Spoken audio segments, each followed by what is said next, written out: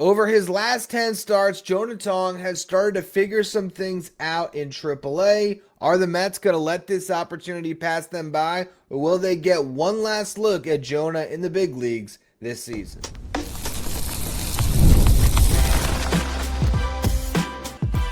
You are Locked On Mets, your daily New York Mets podcast. Part of the Locked On Podcast Network, your team every day. Hello to all you amazing Mets fans. You're listening to Locked On Mets. I'm your host, Ryan Finkelstein, and on today's show, we got our minor league recap going through all the most notable stories in the Mets farm system over the past week. In the first segment, we're going to talk about the Syracuse Mets, and in particular, we're going to talk about Jonah Tong and if we will see him at some point this season in the big leagues. In the second segment, we'll talk about the Binghamton Rumble Ponies who continue to win games, and Jefferson Rojas had himself a big week. Then in the final segment, we'll talk about the Brooklyn Cyclones and some standout performers there. But let's start things off talking about two prospects who had their first week in AAA this past week, Billy Amick and Emilien Pitre. Two prospects the Mets added at the trade deadline. For Amick, they picked him up in the A.J. Minter trade, and he went scorched earth in Double-A, just hitting a ton of home runs and forcing the Mets to promote him up to Triple-A.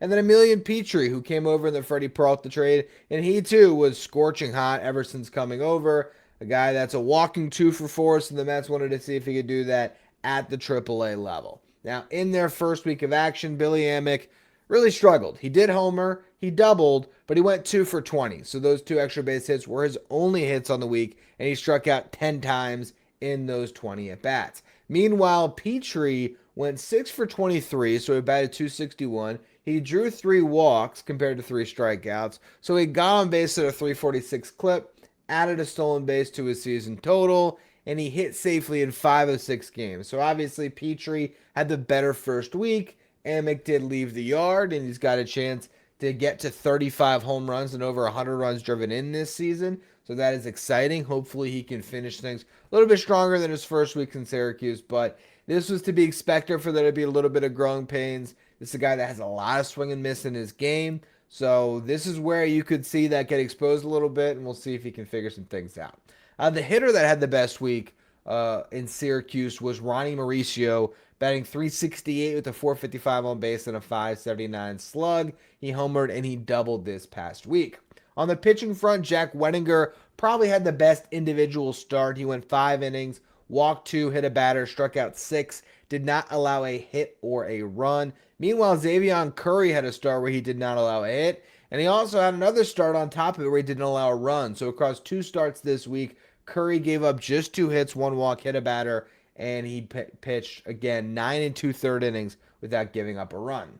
Which brings us to Jonah Tong. Jonah Tong took the mound on Saturday, went 5 2/3 innings, allowed 3 hits, walked 2, struck out 3. He also did not allow a run. And if you look at what Jonah Tong has done over his last 10 starts, there's been a pretty effective pitcher there. Since June 26th, he has pitched to a 3.42 ERA.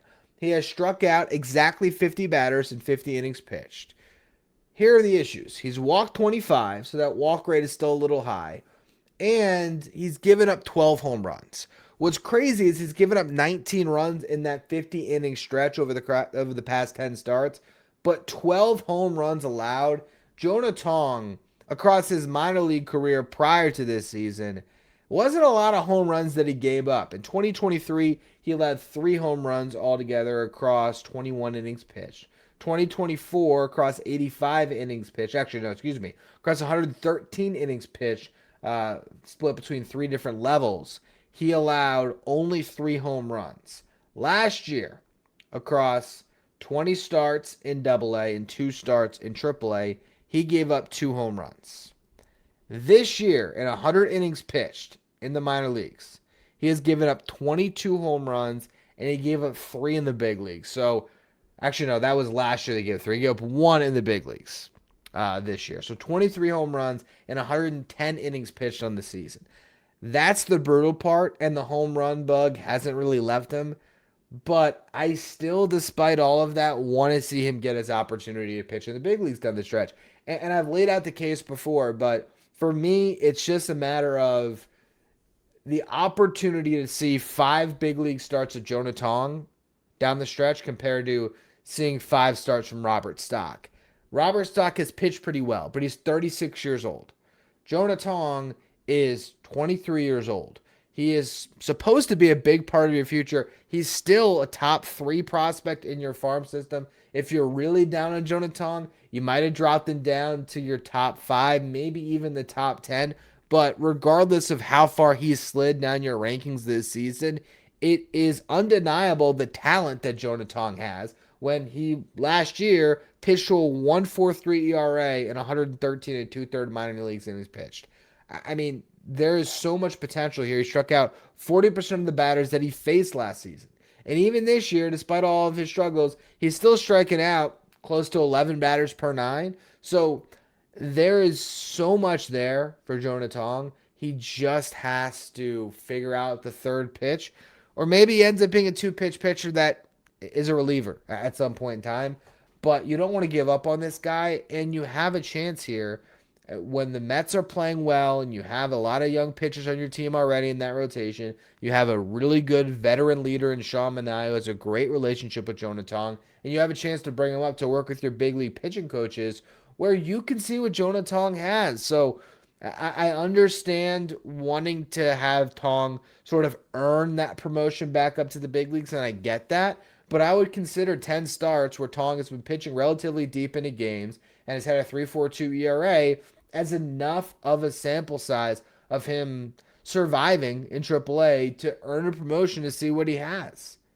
In those 10 starts, he's gone 5 innings 7 times. So I just don't see the harm in calling him up. Now, where do you slide him to the rotation? That's where it's difficult. The timing of Robert Stock and Jonah Tong, it doesn't really line up. They haven't been pitching on the same days. So this week, Zach Thorne's going on Tuesdays. Robert Stock's supposed to go on Wednesday. As I just mentioned, Jonah Tong pitched on Saturday. So he's not going to be able to take Stock's spot in the rotation immediately.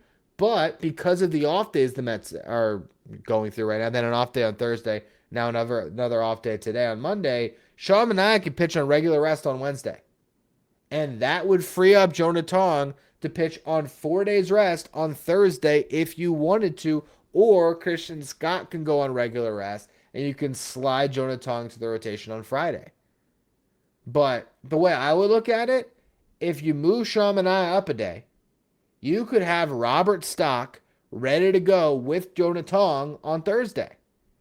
And so you would have a fallback plan if Jonah Tong can't go that deep in the start. And if because he's going on regular rest, you maybe have less pitches at his disposal, you have Robert Stock as a long man in your bullpen. And then you can go right back to Scott McLean and wrap it around to Thornton. The other way you can go about it this week, if you're going to insert Jonah Tong into the rotation, is you can just push McLean back and Scott back if you wanted to. You can keep Stock in the rotation, slide him in that way, and then Zach Thornton just wouldn't have 2 starts this week, which would be on regular rest on the second start. So not a bad thing to give him some extra rest before that second start. We'll see. We'll see how the Mets play it. They could even have Jonah Tong pitch on Sunday on 7 days rest. More likely, they'll stick with the rotation that they have, and Jonah Tong will spend at least 1 more week in Syracuse. I just fear that you're running out of time. But I digress on that. We're going to spend the next segment talking about the Binghamton Rumble Ponies, who just keep on winning, and Jefferson Rojas had himself a monster week. Today's episode is brought to you by Odoo. Running a business shouldn't feel like you're trying to connect a bunch of systems that were never designed to work together. One app for accounting, one for inventory, another for sales, and somehow none of them are talking to each other. That's where Odoo comes in. Odoo is an all-in-one business management software that brings every part of your business together in one powerful platform. From sales and accounting to inventory and marketing, everything works in one place, helping your team move faster, stay organized, and focus on growing the business instead of managing software. The best organizations know that success isn't just about talent, it's about having everyone work towards the same goal. That's true in sports, just like it is in business. Great organizations win because operations matter. That's why you should get Odoo. Try for free today at odoo.com/lockedon. That's Odoo, ODOO.com/lockedon. you're watching on YouTube today, do me a favor, hit that subscribe button. Help us get closer to our next goal of 18,000 subscribers. I'd love to get there by the end of the season. I appreciate all of you who continue to subscribe. Now, the Binghamton Rumble Ponies just keep on winning. Another 5-1 week.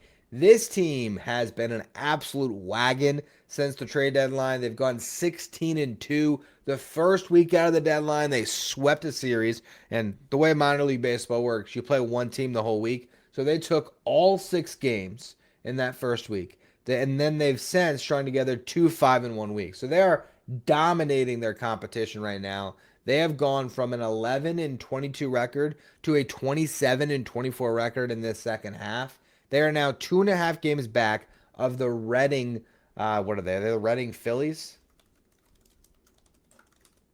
The Reading fighting Bills. They are 2.5 games back, and they play Reading this week.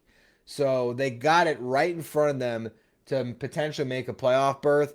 The minor league schedule, the way it works out, there's a first half of the season and a second half of the season, and the winner of the division in the first half plays the winner of the division in the second half in the playoffs, and that is how it goes. And then there's 2 divisions in the, what's it called, the Eastern League, and so you have those 2, the winners of each division in the league would then go head-to-head in the championship. And the Rumble Ponies won last year, and they got a chance with this team that just got a massive boost at the trade deadline, along with the promotion that they had midseason, along with just getting some guys healthy.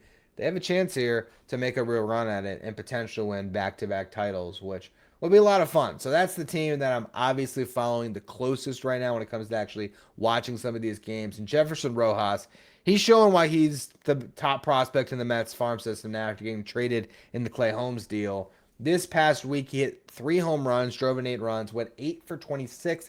That's a 308 batting average, slugged 731, as he also doubled twice along with those 3 home runs. And in 16 games played in the Mets organization, he's now batting .281 with a 333 on base and a .563 slugging percentage. Has 9 extra base hits in those 16 games. Really playing well. And on the season now, all spent in Double-A, first with the Cubs, now with the Mets. 107 games played, 815 OPS, 19 home runs on the season, 23 doubles, 2 triples. Has 76 RBIs, 71 runs scored, and 18 stolen bases. Just does a little bit of everything. So it was a very good week for Rojas, leading a lineup that did not have Mitch Voit, as Voit was out after he got hit by a pitch on Tuesday. Did get back in there on Sunday and picked up right where he left off, went 2 for 4 with a couple of RBIs and a run scored.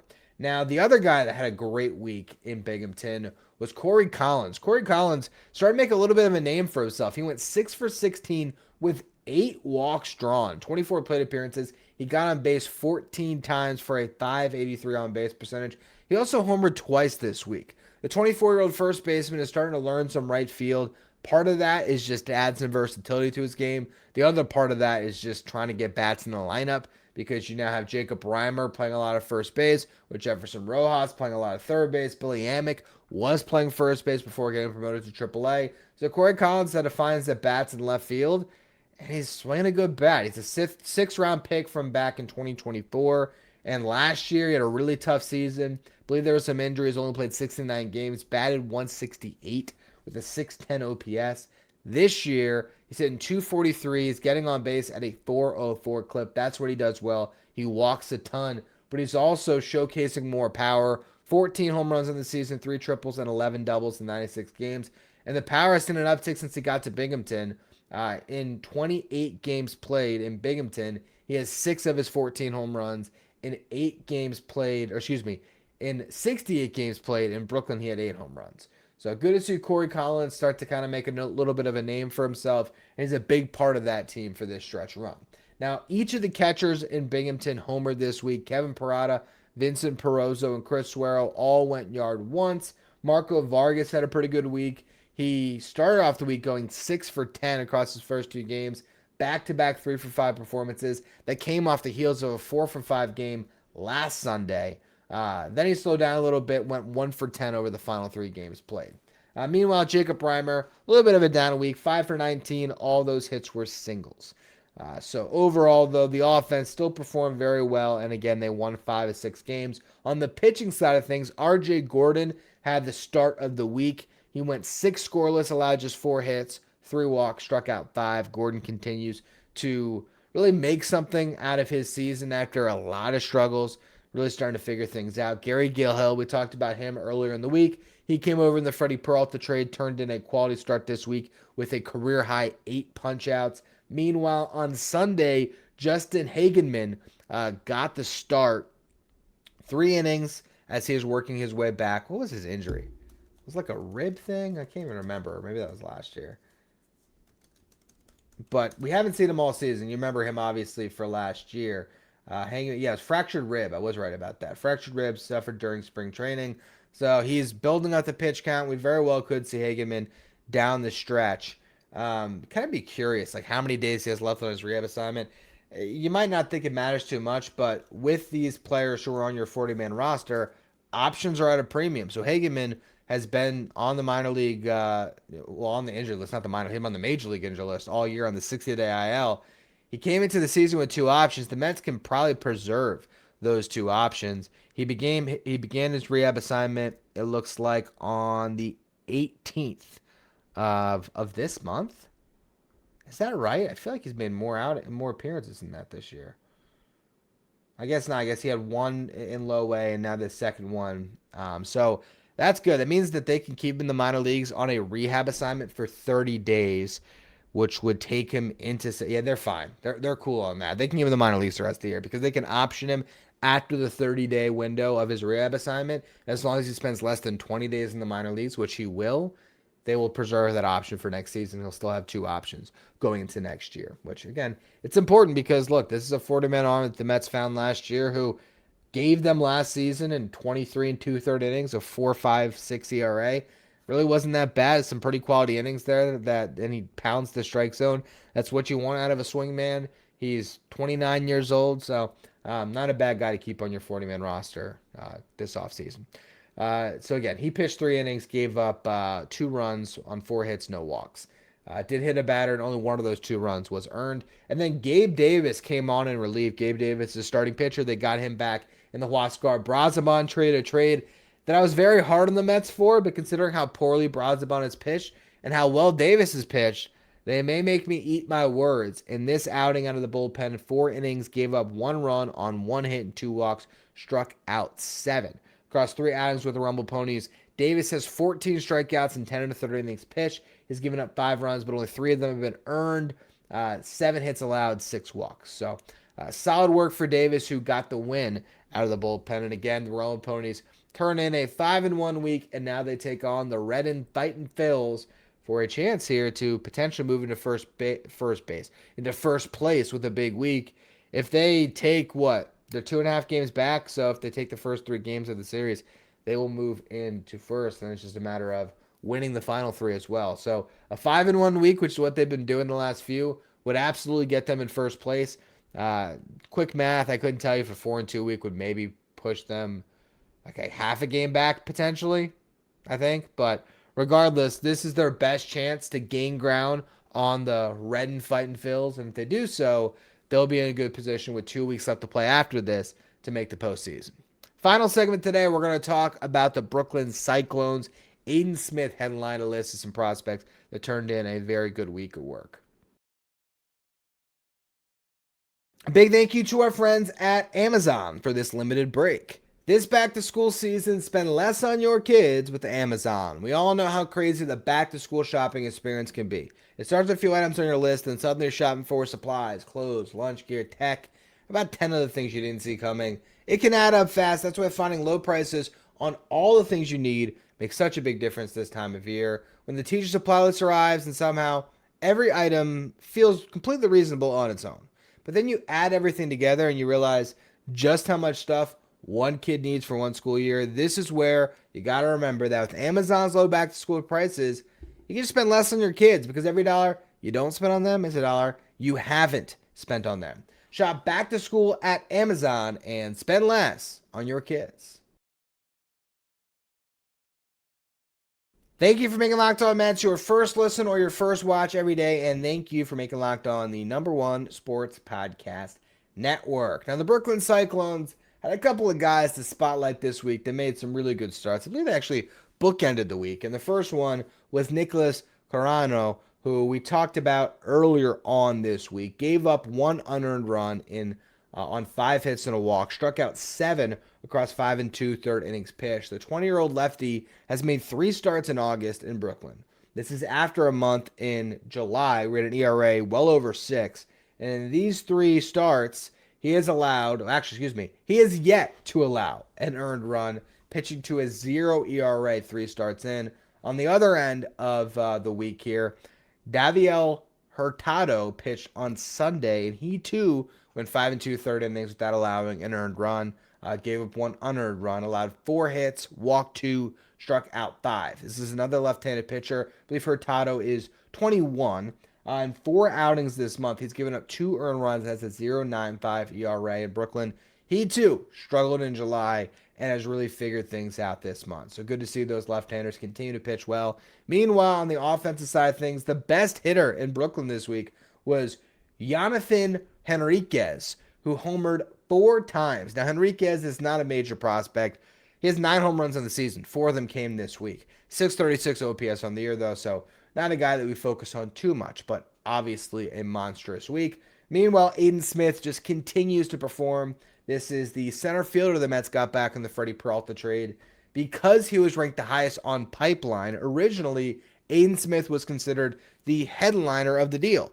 But since the trade has, been finalized and we've learned more about the prospects, I've looked at Aidan Smith as the third piece in the deal because Gary Gilhill is, in my mind, a high probability big league starter, and he's the second prospect in the deal. And Emilien Pitre, who's already up in AAA, we talked about earlier on the show, became the headliner because he's the guy that's having the best season and the guy that I feel really confident in making a big league impact for the Mets, potentially as soon as next season. Aidan Smith is the ceiling of this deal. I think the other 2 guys represent a very high floor, but your ceiling piece is Aidan Smith because Aidan Smith has 5-tool potential. And he has played like a 5-tool player in his 15 games with the Brooklyn Cyclones. He's batting 345. He's getting on base at a 451 clip. He's slugging at a 638 clip because he's homered 5 times in those 15 games with 8 stolen bases, and his OPS is over 1,000. This past week, he homered again. He swiped 4 bags. He went 7 for 21, and he got on base at a 500 clip. So it's been really good to see Aidan Smith just continue to perform. I don't know if he'll get a promotion up to Double-A this season. You certainly could make a case for it, especially because of the lack of outfielders that they have in Double-A. You could call Smith up for the last little stretch run.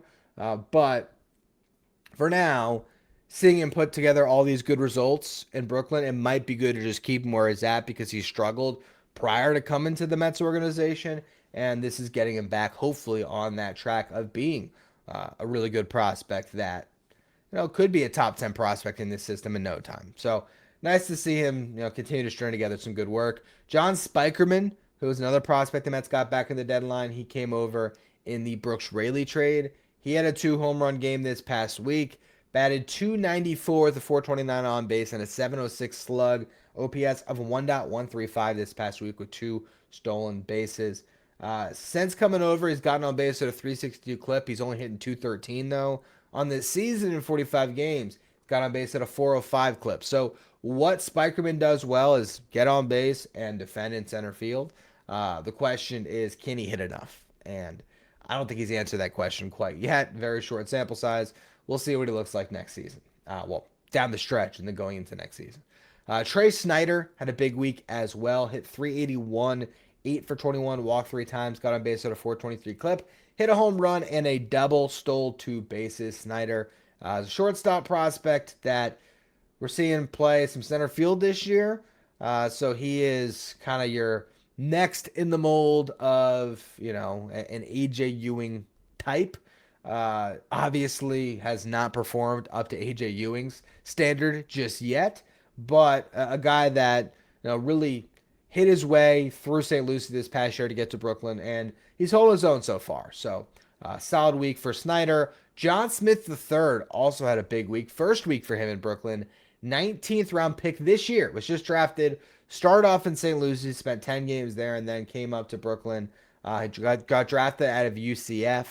He is a 23-year-old, I believe, outfielder.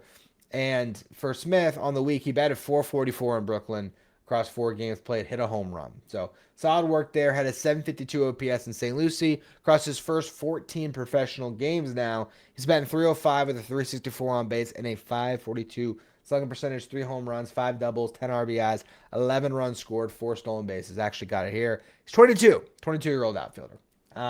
And then to close things off, as far as Brooklyn is concerned, a couple guys who really struggled. Some of the top prospects in the Mets farm system, Sammy Stafura and Emilien Pitre. For Stafura, he punched out 10 times in 23 at-bats. For Pitre, 11 times in 24 at-bats. So we'll see if those guys can put together a better week coming up here, as the Brooklyn Cyclones also aren't out of it. They're 3.5 games back. They got a shot to make a little playoff run if they had a couple of good weeks to close out their season.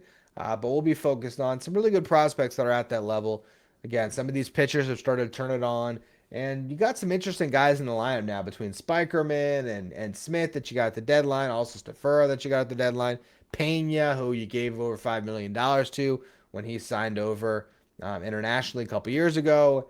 Like, there is some pretty notable names on this roster. The only affiliate that doesn't have a lot of notable names right now is the St. Lucie Mets, and obviously part of that is just guys got to establish themselves as prospects, but also some of the guys who have established themselves in St. Lucie this year, like an Emilien Pitre, have moved on. So you're still watching Aidan Robbins and some other guys, but there was nobody notable enough from this past week that it was worth kind of extending the show and going into even more detail on it. A little bit of a slower week for the St. Lucie Mets. So we'll see if things pick up a little bit for some of their top prospects down the stretch in St. Lucie, but we're going to keep posted as best as we can, or as best as I can, on all 4 affiliates. We've been doing some segments at the end of each show on the minor leagues. We'll keep doing that throughout the week. Tomorrow's show, we will have a Brewers series to preview. We'll probably touch on that. But I also want to spend some time coming up here, whether that is tomorrow or a show later this week, on who should the Mets cut ties with going into next season. Guys like Ronnie Mauricio and Brett Beatty and Mark Vientos, who have been with the Mets for a long time. Are they going to hang on to all those guys? We'll go through things on that front. It should be a fun show. So make sure you tune into that. Follow, rate, and review wherever you podcast. Subscribe if you're watching on YouTube. Thank you for making Locked On Mets your first listen, your first watch every day. And thank you for making Locked On the #1 sports podcast network.